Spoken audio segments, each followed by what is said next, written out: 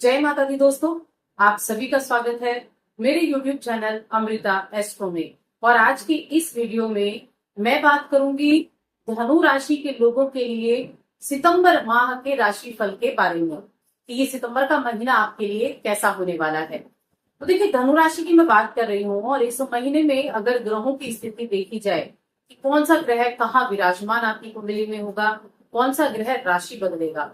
तो देखिए, जब महीने की शुरुआत होगी और इस महीने के अंत तक आपके तीसरे घर में शनि महाराज मौजूद हैं, जो आपके तीसरे घर में ही रहेंगे, वक्री स्थिति में बैठे हैं, पूरे महीने यही रहने वाले हैं।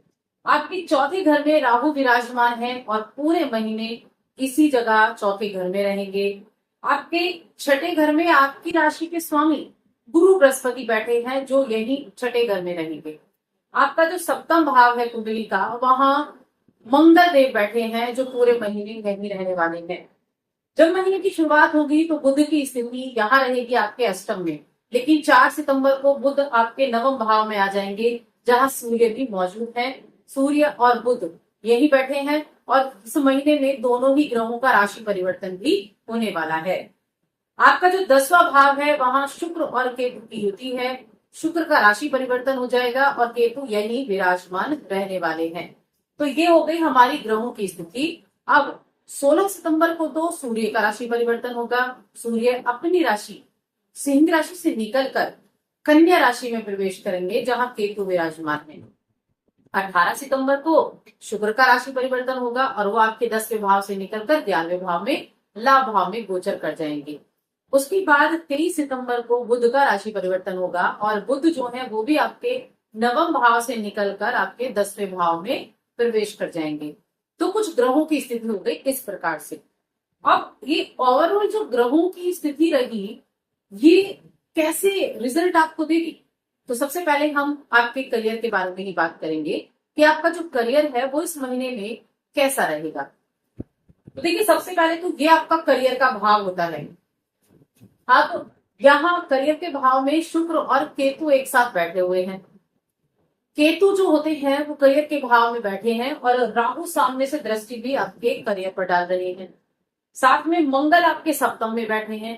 तो अगर इन स्थितियों को देखा जाए तो आपको शुरुआत से ही सावधानी रखनी होगी, क्योंकि बुध जो कि 10वें भाव के स्वामी है वो भी 4 सितंबर तक अष्टम में रहेंगे। तब आपको सावधानी रखनी होगी। जो नौकरी करने वाले जातक हैं वो अपने वर्क प्लेस पर, जहां आपकी जॉब है, शोशाबाजी करने से बचें, गप्पेबाजी करने से बचें, क्योंकि आपका मन काम में न लग के इधर उधर की बातों में ज्यादा लगेगा। ऐसे में क्या होगा, आप अपने काम पर फोकस नहीं कर पाएंगे, वहां दिक्कतें हो जाएंगी, क्योंकि केतु क्या कर रहे हैं, मन को हटाने का प्रयास कर रहे हैं। गुरु राहु की दृष्टि सीधी पड़ रही है, तो क्या हो रहा है, आपका मन इधर उधर की चीजों में ज्यादा भटक रहा है।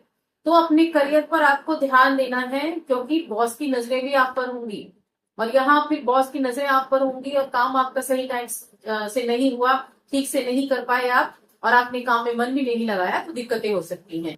तो थोड़ा सा आपको यहाँ सावधानी शुरुआत में महीने के में आपको रखनी होगी।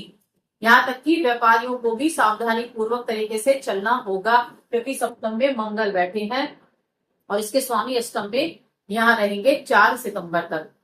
अब निजी बातें बहुत ज्यादा अपने ऑफिस में शेयर ना करें, अपने सहयोगियों के साथ या किसी के भी साथ निजी बातें बहुत ज्यादा शेयर ना करें, क्योंकि वो भी कहीं ना कहीं आपके करियर पर इफेक्ट डालने वाली है।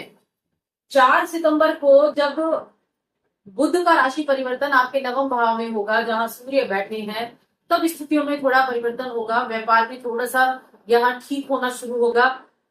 और यहाँ देखिए, शुक्र अभी यहाँ विराजमान है 10वें भाव में। शुक्र का राशि परिवर्तन 18 सितंबर को होगा। 18 सितंबर को शुक्र 11वें भाव में जाएंगे। 11वें भाव में शुक्र जाएंगे तो छठे के स्वामी भी हैं। तब आपके लिए जो स्थितियां हैं उनमें परिवर्तन होना शुरू होगा। नई नौकरी के चांसेस भी मिलेंगे बुध के राशि परिवर्तन से और साथ में शुक्र के भी। 16 सितंबर को सूर्य भी आपके यहाँ आ जाएंगे 10वें भाव में। तो करियर में कहीं ना कहीं फिर आपको राहत देखने को मिलेगी। इस महीने में सबसे पहली चीज तो आपको शेयर मार्केट से दूरी बनाकर रखनी है। मोटे इन्वेस्टमेंट को करने से पहले 100 बार आपको सोचना होगा कि मोटा इन्वेस्टमेंट आपको करना है नहीं, क्योंकि यहाँ बुध अष्टम में और साथ में जो पंचम के स्वामी है वो सप्तम में। तो कोई बड़ा ऐसा इन्वेस्टमेंट ना करें जिससे आपको बाद में पछताना पड़े। तो शेयर मार्केट में तो बहुत सावधानी आपको रखनी है। लेकिन करियर आपका चलना शुरू होगा बुध के राशि परिवर्तन से, और शुक्र 18 को और 16 को जब सूर्य का राशि परिवर्तन होगा तब स्थितियों में सुधार होगा, क्योंकि लाभ भाव में जाकर शुक्र अपनी ही मूल त्रिकोण राशि में जाएंगे, तब लाभ की स्थितियां बनेंगी और नौकरी में आपके धीरे धीरे स्थिरता आनी शुरू होगी। लेकिन कब? मध्य माह के बाद। तब तक तो आपको सावधानी जरूर रखनी है, इस चीज का आपको खास तौर से ध्यान रखना है। साथ में आपकी राशि के स्वामी जो गुरु बृहस्पति होते हैं वो भी छठे भाव में बैठे हैं। छठे भाव में बैठकर 12वें घर पर दृष्टि डाल रहे हैं, जो खर्चों को बढ़ा सकते हैं। साथ में शनि की भी दृष्टि यहाँ आपके 12वें पर जा रही है, तो खर्चे तो बढ़ेंगे, नए नए खर्चे आपके मन में आएंगे। ऐसे बैठे हुए हैं, एकदम से खर्चा आया, थोड़ा वहां खर्च कर दिया जाए, तो ऐसे खर्चों की स्थितियां बार बार मन में आती रहेंगी। तो थोड़ा सा कंट्रोल आपको जरूर करना है। पैसा आया भी और आपने उससे ज्यादा खर्च कर दिया तो फिर बचत कहीं नहीं हो पाएगी। तो थोड़ा सा यहाँ ध्यान रखने की आवश्यकता आपको जरूर होगी। चलिए अब मैं आर्थिक स्थिति की बात करती हूँ कि आपकी आर्थिक स्थिति कैसी रहेगी।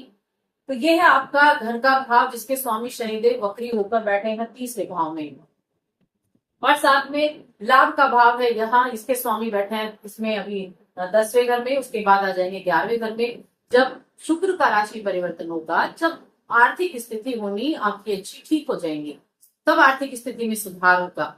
और कहीं ना कहीं जब बुध भी यहाँ से 10वें भाव में जाएंगे और साथ में सूर्य भी जाएंगे, तब आपको सरकारी योग भी बनेंगे, सरकारी योजनाओं से भी लाभ मिलने का योग आपके लिए बनना शुरू हो जाएगा, तब स्थिति अच्छी रहेगी। उससे पहले आपको ध्यान रखना होगा। उसके बाद बॉस भी आपकी तारीफ कर पाएंगे आपके कार्य क्षेत्र में, नए नए प्रोजेक्ट आपके हाथ में मिल सकते हैं, लेकिन कब? महीने के मध्य के बाद, तब आपको ध्यान रखना है। चलिए अब रिश्तों की बात कर लेते हैं। प्रेम जीवन, तो यहाँ सबसे अच्छी चीज है, देखिए प्रेम भाव के स्वामी है मंगल देव जो बैठे हैं सप्तम में। पूरी कोशिश रहेगी अपने प्रेम विवाह को करने के लिए। प्रेम का स्वामी विवाह भाव में, यानी कि प्रेम विवाह के बहुत ज्यादा चांसेस बनेंगे। घर वालों से आप बात करेंगे, घर वालों से बार बार बात करना चाहेंगे। शुरुआत में स्थितियां थोड़ी परेशान करने वाली हो सकती हैं, जो मेंटली भी आपको परेशान कर सकती हैं, लेकिन महीने के अंत तक स्थितियां ऐसी हो जाएंगी कि आप अपने घर वालों को बना देंगे। तो प्रेम जीवन के मामले में तो ये प्रेम विवाह के लिए बहुत अच्छा है। वैवाहिक जीवन के लिए थोड़ा उतार चढ़ाव की स्थिति रह सकती है। एक तो विवाह के स्वामी अष्टम में होंगे, नवम में और दसम में जाएंगे तब थोड़ा ठीक रहेगा, लेकिन मंगल तो यही बैठे रहेंगे, तब वैवाहिक जीवन में नोकझोंक की स्थिति रह सकती है। वैवाहिक जीवन में थोड़ा सावधानी रखनी होगी। स्वास्थ्य की अगर मैं बात करूं आपके की, तो स्वास्थ्य आपका छठा घर और आपका 8वां घर। स्वास्थ्य का ध्यान रखें, स्वास्थ्य प्रभावित हो सकता है। यहाँ शुरू से ही आपको थोड़ा सा ध्यान देने वाली चीजें रहेंगी। पेट संबंधी, वात संबंधी परेशानियां देखने को मिल सकती हैं, तो हेल्थ का जरूर आपको ध्यान रखने की आवश्यकता है। परिवार की बात कर लेते हैं, पारिवारिक जीवन कैसा है। तो देखिए परिवार का भाव है यहाँ, और इसके स्वामी होते हैं शनिदेव, साथ में चौथे घर में राहु भी बैठे हैं। माता पिता की सेहत प्रभावित हो सकती है, माता पिता की सेहत का ध्यान रखें। भाई बहनों के साथ पहले थोड़ी तनातनी रह सकती है महीना के शुरू में, लेकिन महीने का जब मध्य भाग के बाद का समय होगा तब उनके साथ बॉन्डिंग अच्छी होगी, उनके साथ मिलकर कुछ काम भी आप कर पाएंगे। वो सपोर्टिव भी रहेंगे और आप भी उनके लिए सपोर्टिव हो जाएंगे। महीने का मध्य के बाद स्थितियां ज्यादा अच्छी दिख रही हैं। उनके स्वास्थ्य का ध्यान रखें। हालांकि जब सूर्य का राशि परिवर्तन होगा तब उनकी स्थितियों में सुधार होगा। जब शुक्र यहाँ से पहुंचेंगे तब भी स्थितियों में सुधार होना शुरू होगा, लेकिन मध्य माह तक उनके स्वास्थ्य का आपको जरूर ध्यान रखने की आवश्यकता रहने वाली है। आप बात करते हैं स्टूडेंट के बारे में, तो देखिए स्टूडेंट्स के लिए यहाँ ये भाव है आपके पंचम भाव स्टूडेंट्स का है। स्टूडेंट्स के लिए मैं कहूंगी काफी अच्छा है, क्योंकि मंगल उसके स्वामी है, और साथ में आपके करियर के भाव में यहाँ शुक्र केतु और सूर्य बुध बाद में आ जाएंगे। शुक्र का राशि परिवर्तन होगा तो सीधी दृष्टि पंचम पर जाएगी। शिक्षा के लिए अच्छा है, आप थोड़ी मेहनत करेंगे तो आपको अच्छे रिजल्ट प्राप्त हो सकते हैं। अब बात करते हैं उपाय के बारे में, क्या उपाय आपको करने चाहिए। तो सबसे पहले तो आपकी राशि के स्वामी गुरु बृहस्पति हैं, इनके बीज मंत्र का जाप करें, बहुत अच्छा रहेगा। आप गुरुवार के दिन या तो पीपल के पेड़ में जल दें, या फिर जो केला का पेड़ होता है उसमें आप जल दे सकते हैं, लेकिन उस वृक्ष को छूना नहीं है। जल देने के बाद उसको छूना नहीं है, दूर से प्रणाम करें और घर वापस आ जाएं। उसके बाद इसके यहाँ देखिए माँ लक्ष्मी और भगवान विष्णु, इनकी उपासना करें। माँ लक्ष्मी भगवान विष्णु की उपासना करने से हेल्थ भी अच्छी रहेगी, वेल्थ भी अच्छी रहेगी। तो इसलिए इन उपायों को आप जरूर कर सकते हैं। वीडियो कैसी लगी कमेंट करके बताएं। चैनल पर पहली बार आए हैं तो चैनल को सब्सक्राइब करके जाएं। जय माता दी।